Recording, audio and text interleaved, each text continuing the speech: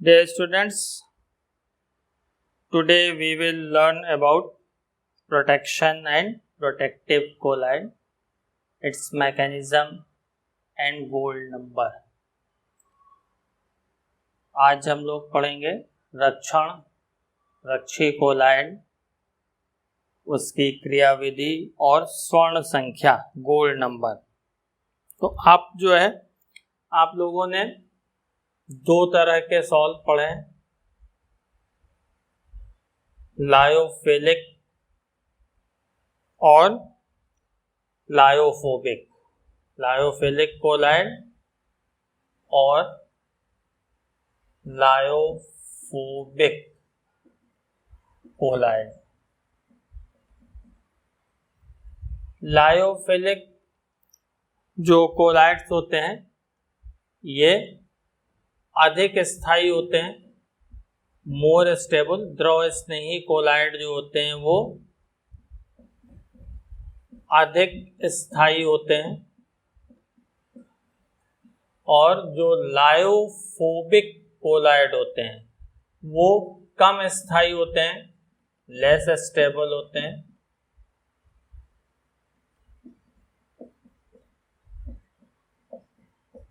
और ये इलेक्ट्रोलाइट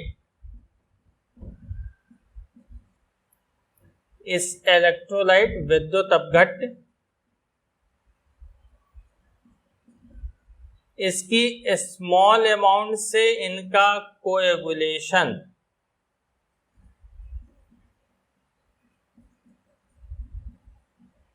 स्कंदन जो है वो नहीं होता है, इनका कोएगुलेशन जो होता है नहीं होता है। जबकि जो लायोफोबिक कोलाइड होते हैं ये इलेक्ट्रोलाइट की स्मॉल अमाउंट से इनका कोएगुलेशन हो जाता है, कोएगुलेटेड इजली, ये आसानी से स्कंदित हो जाते हैं अगर स्मॉल अमाउंट इलेक्ट्रोलाइट की हम इसमें ऐड करते हैं। लेकिन अगर हम किसी लायोफोबिक सॉल्व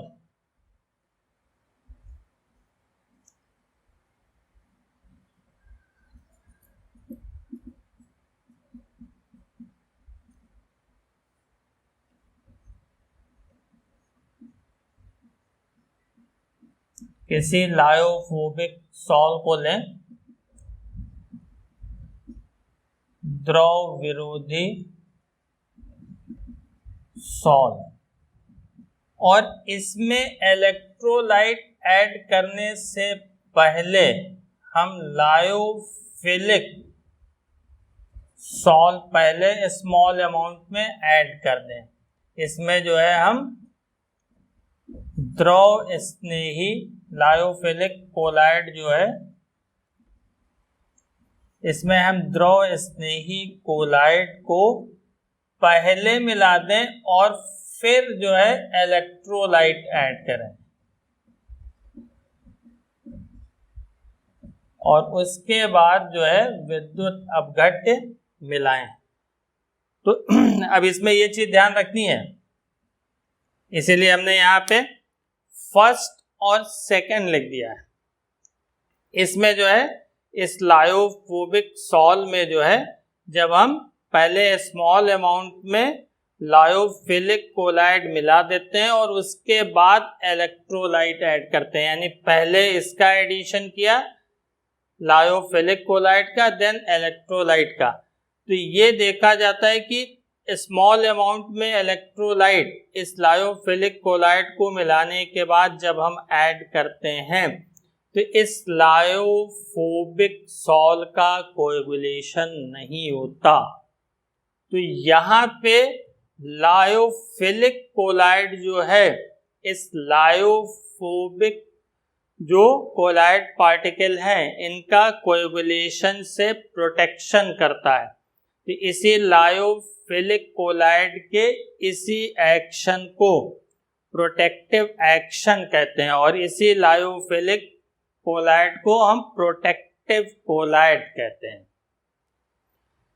किसी द्रव विरोधी सॉल में अगर विद्युत अपघट्य मिलाने से पहले थोड़ी मात्रा में, अल्प मात्रा में द्रव स्नेही कोलाइड मिला दिया जाए पहले और उसके बाद विद्युत अपघट्य इसमें मिलाया जाए, तो द्रव विरोधी कोलाइड का इस विद्युत अपघट्य द्वारा स्कंदन नहीं होता है। तो यहाँ ये द्रव स्नेही कोलाइड इस द्रव विरोधी कोलाइड की स्कंदन से रक्षा करता है।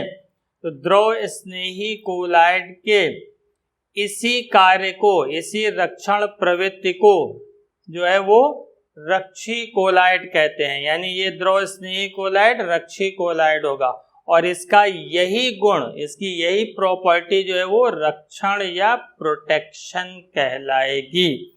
यानी जब कोई भी जो है लायोफिलिक कोलाइड लायोफोबिक सॉल को कोएगुलेशन से प्रोटेक्ट करेगा तो उसके इसी एक्शन को प्रोटेक्टिव एक्शन कहेंगे। इतनी चीज क्लियर हो गई होगी।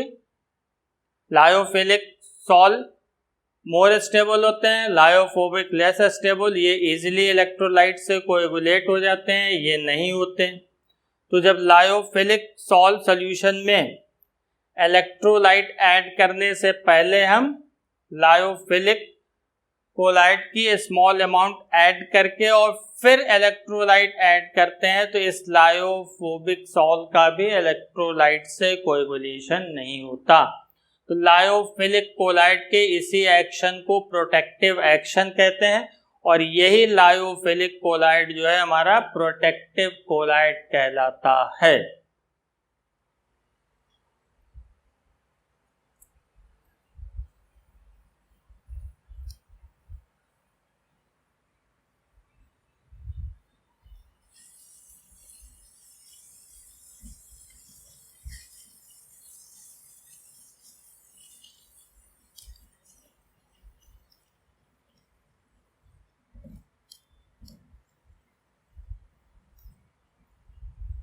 अब इसमें देखिए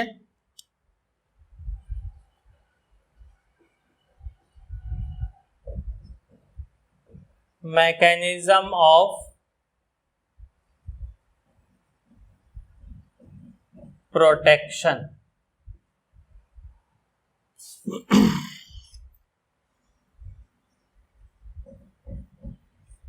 रक्षण की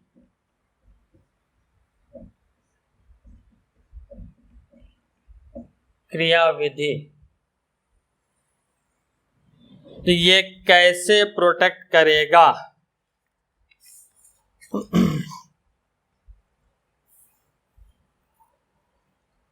तो इसकी मैकेनिज्म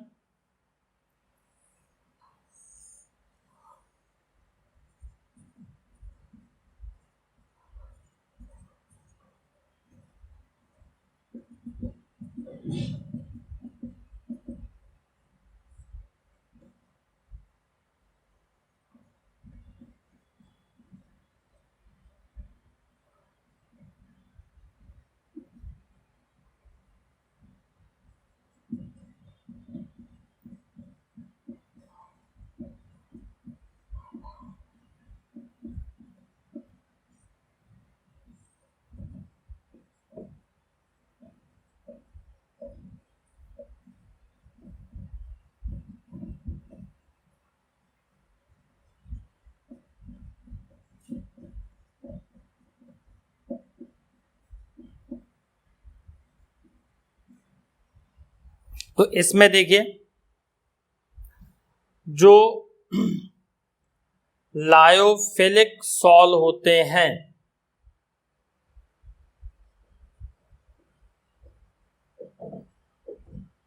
या लायोफिलिक कोलाइड होते हैं, ये जो है इनकी हाई टेंडेंसी होती है, हाई टेंडेंसी ऑफ सॉल्वेशन, यानी इनकी जो है उच्च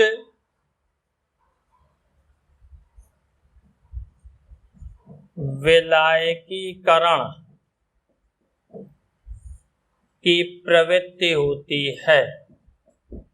यानी इनको जब हम डिस्पर्जन मीडियम में ऐड करते हैं तो ये इजीली कोलाइड बना देते हैं। इसकी प्रिपरेशन में आपने पढ़ा है। तो इसकी हाई सॉल्वेशन टेंडेंसी होती है। तो इसी हाई सॉल्वेशन टेंडेंसी के कारण ये जो लायोफिलिक कोलाइड को जब हम इलेक्ट्रोलाइट ऐड करने से पहले इसमें मिलाते हैं तो ये जो लायोफोबिक कोलाइड होते हैं इनके चारों ओर जो है ये एक प्रोटेक्टिव लेयर बना लेता है। ये जो है एक प्रोटेक्टिव लेयर बना लेता है ऑफ लायोफिलिक कोलाइड। यानी ये एक जो है द्रव स्नेही कोलाइड की एक रक्षक परत बना लेता है।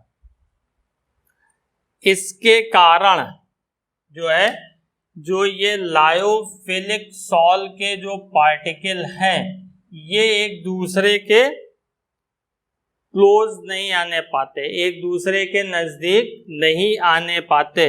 और साथ ही साथ जो है ये जो आपका लायोफोबिक कोलाइड है इस पे इस प्रोटेक्टिव लेयर के फॉर्मेशन के कारण, लायोफिलिक कोलाइड की प्रोटेक्टिव लेयर के फॉर्मेशन के कारण ये भी जो है लायोफिलिक कोलाइड की तरह बिहेव करने लगता है और जिसके कारण कोएगुलेशन जो है उसकी प्रोसेस बहुत स्लो हो जाती है या नहीं होती है।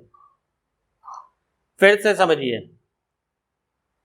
जब द्रव विरोधी कोलाइड में हम द्रव स्नेही कोलाइड मिलाते हैं तो जो द्रव स्नेही कोलाइड है वो द्रव विरोधी कोलाइड के चारों तरफ एक रक्षक परत बना लेता है, जिसके कारण द्रव विरोधी कोलाइड के कण पास नहीं आने पाते और साथ ही साथ ये जो द्रव विरोधी कोलाइड था वो द्रव स्नेही कोलाइड की तरह व्यवहार करने लगता है, जिसके कारण इसके स्कंदन की प्रक्रिया बहुत जो है कम हो जाती है या नहीं होती है।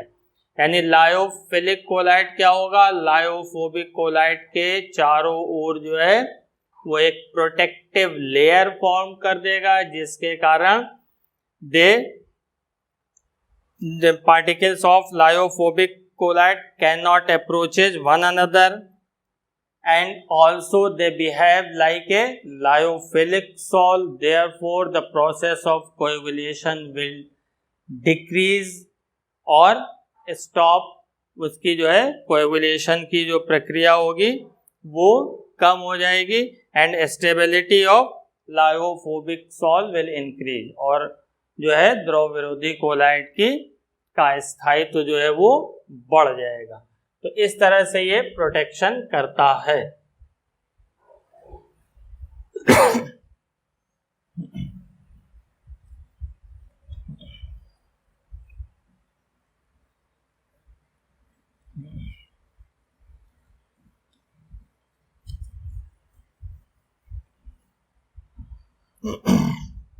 अब देखिए इसमें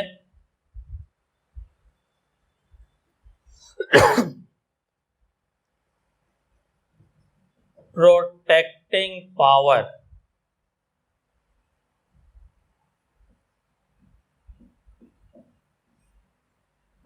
रक्षण क्षमता।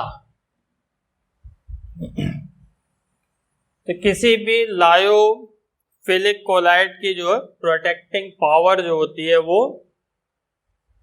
गोल्ड नंबर में जो है रिप्रेजेंट की जाती है।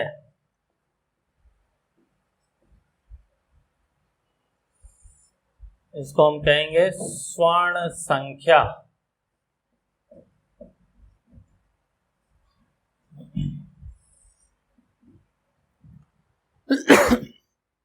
तो अब यहां पे ध्यान दीजिए,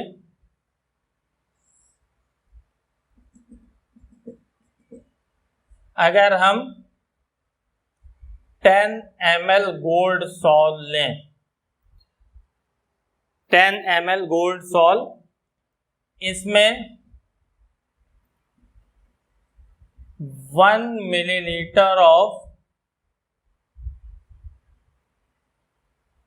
इसमें जो है 1 millilitre of 10% NaCl solution electrolyte का ऐड किया जाए तो इस गोल्ड सॉल्ट का कोएगुलेशन हो जाता है, यानी ये बड़े पार्टिकल के रूप में नीचे सेटल डाउन हो जाएगा।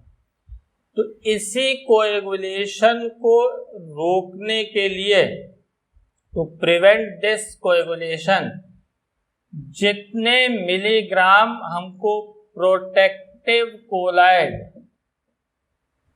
इसमें ऐड करना होगा वही उसकी गोल्ड नंबर कहलाएगी। जितने मिलीग्राम रक्षी कोलाइड मिलाना होगा वही उसकी स्वर्ण संख्या होगी। फिर से देखिए, 10 ml गोल्ड सॉल्ट सॉल्यूशन में हम 1 millilitre of 10% NaCl solution add करते हैं तो इसका कोएगुलेशन हो जाता है। अब इस NaCl सॉल्यूशन को ऐड करने से पहले जितने मिलीग्राम प्रोटेक्टिव कोलाइड ऐड करेंगे कि इसका इस 1 ml 10% NaCl सॉल्यूशन से कोएगुलेशन ना हो, तो वही जो मिलीग्राम में अमाउंट होगी प्रोटेक्टिव कोलाइड की वही जो है इसकी गोल्ड नंबर कहलाएगी। जैसे मान लीजिए इसमें 25 mg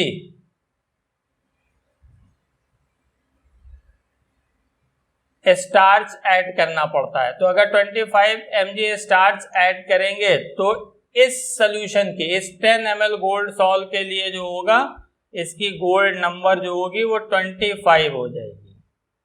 यानी जब 10 मिलीलीटर गोल्ड के कोलाइडी विलयन में हम 10% NaCl विलयन का 1 मिलीलीटर मिलाते हैं तो इसका स्कंदन हो जाता है। इस स्कंदन को रोकने के लिए जितने मिलीग्राम रक्षी कोलाइड हमें मिलाना पड़ेगा, जितने मिलीग्राम हमको रक्षी कोलाइड मिलाना पड़ेगा वही उसकी स्वर्ण संख्या होगी। अब मान लीजिए इसमें 25 मिलीग्राम स्टार्च मिलाना पड़ता है तो इसकी स्वर्ण संख्या 25 हो जाएगी।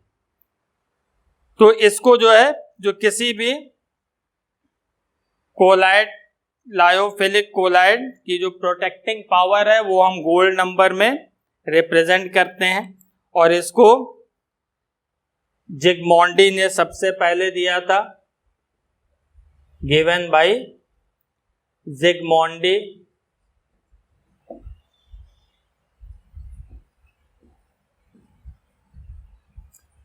तो ये ध्यान रखिएगा, प्रोटेक्टिंग पावर किस में रिप्रेजेंट की जाएगी, रक्षण क्षमता किस में व्यक्त की जाएगी, गोल्ड नंबर में, स्वर्ण संख्या में। किसने दिया था, जिगमॉन्डी ने दिया था। इसकी डेफिनेशन क्या होगी, डेफिनेशन हम लिख दे रहे हैं, the number of milligrams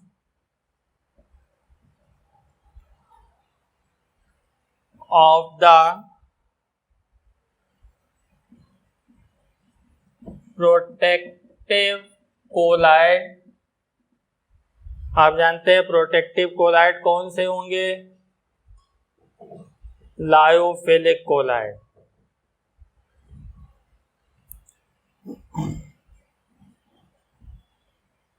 which must be added to 10 cc of a given gold sol so as to just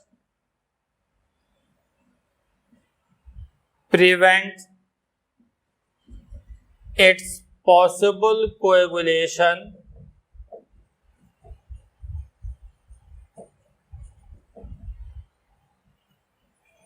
by addition of 1 cc of 10% NaCl solution। Hindi में भी लिख ले रहे हैं, किसी रक्षी कोलाइड, तो रक्षी कोलाइड क्या होगा? द्रव स्नेही कोलाइड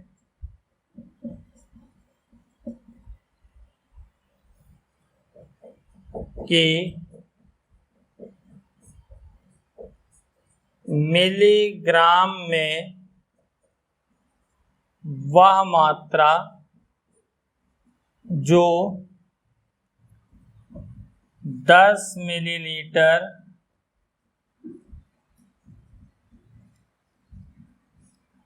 गोल्ड सॉल जो है आपका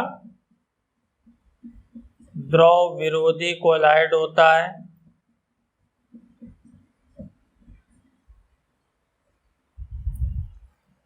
गोल्ड सॉल को NaCl के 10% के 1 मिलीलीटर विलयन द्वारा संभावित स्कंदन को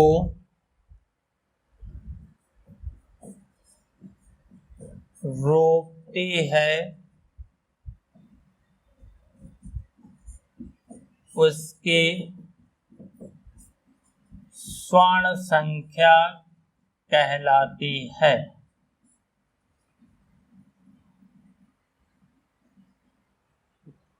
फॉर एग्जाम्पल, जैसा हमने आपको बताया, in above solution 25 milligram of starch is added to just prevent its coagulation, that is gold sol solution coagulation, then its gold number be 25।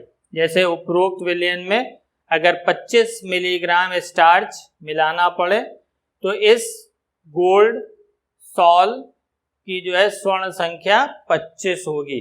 अब इसको क्वेश्चन को जो है MCQ में जो है मिलीग्राम की जगह ग्राम में दे देते हैं, तो ध्यान रखिएगा आपको जो है मिलीग्राम में रिप्रेजेंट करना है, तो ग्राम में दिया रहेगा तो उसको मिलीग्राम में कन्वर्ट कर लीजिएगा।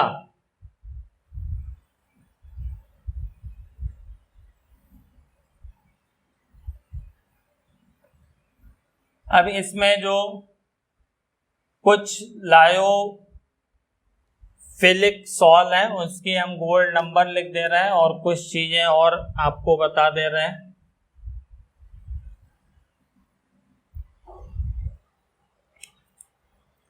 जैसे जिलेटिन,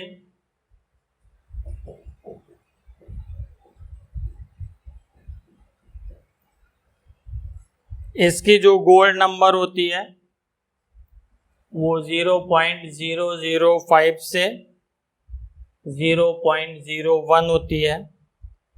हीमोग्लोबिन जो है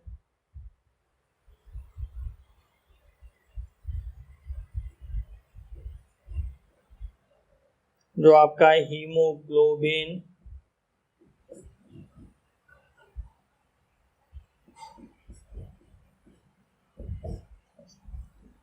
इसकी जो है गोल्ड नंबर 0.03 होती है। गम या गोंद, इसकी गोल्ड नंबर जो होती है 0.15 होती है।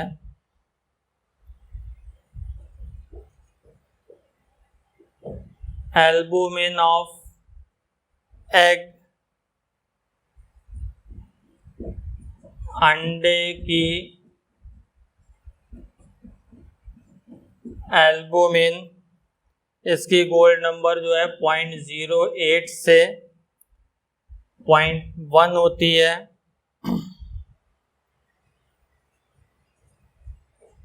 स्टार्च, स्टार्च की जो गोल्ड नंबर है वो 25 से 40 के बीच होती है। इसी तरह से सोडियम ओलिएट,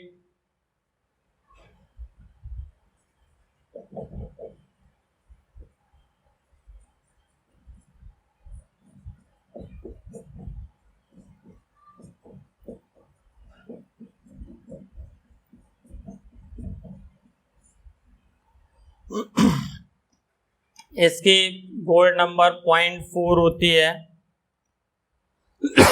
और बोविन एल्बुमिन,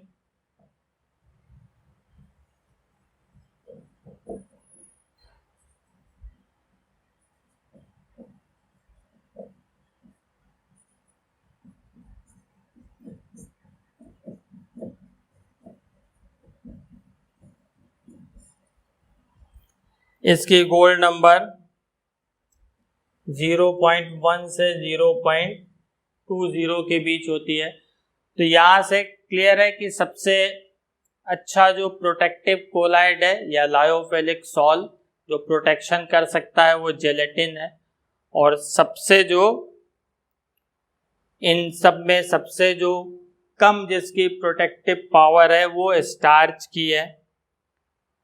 तो इसमें जो है स्टार्च की गोल्ड नंबर हाई है, तो ये बहुत अच्छा प्रोटेक्टिव कोलाइड नहीं होगा। जेलेटिन की गोल्ड नंबर सबसे कम है, यानी बहुत स्मॉल अमाउंट में ही ऐड करने पे ये प्रोटेक्शन करेगा। तो ये सबसे अच्छा प्रोटेक्टिव कोलाइड माना जाता है।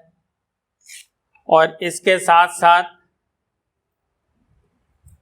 जो है ये भी चीज ध्यान रखिएगा कि जो ब्लड होता है, ब्लड भी एक कोलाइडल सिस्टम है।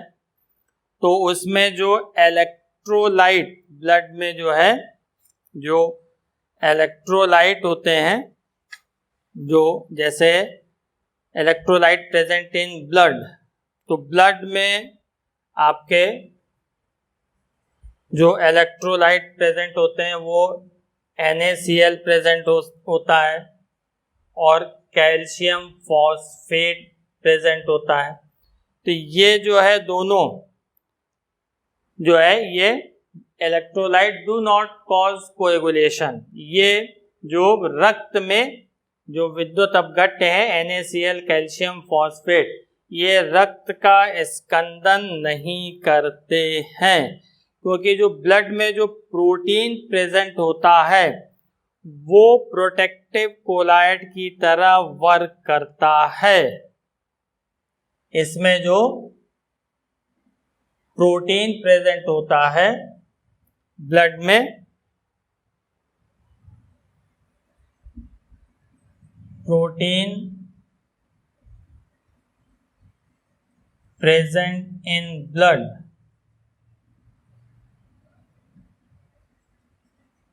ये जो होते हैं वो एक्ट एज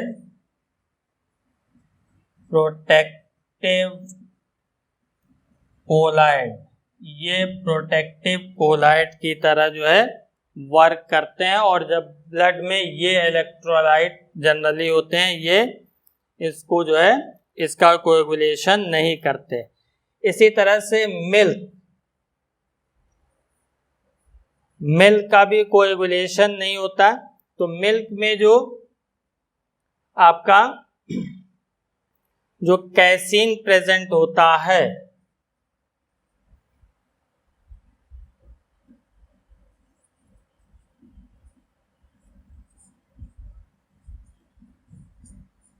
ये जो है प्रोटेक्टिव कोलाइड की तरह वर्क करता है, जिसके कारण जो है उसका मिल्क का कोएगुलेशन नहीं होता। और ऐसे प्रोटीन जो आइसोइलेक्ट्रिक पॉइंट पर जो है जिनका प्रेसिपिटेशन नहीं होता है, वो जो है they are known as good protective colloid. यानी जितने भी प्रोटीन होते हैं जो आइसोइलेक्ट्रिक पॉइंट पे प्रेसिपिटेट नहीं होते हैं,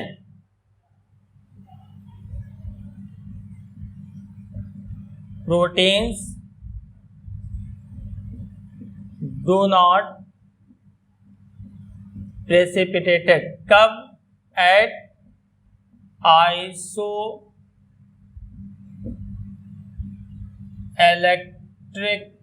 point। तो ये जो प्रोटीन होते हैं ये गुड कोएगुलेटिंग एजेंट होते हैं। यानी जितने भी प्रोटीन हैं इनका आइसोइलेक्ट्रिक पॉइंट यानी सम विद्युत बिंदु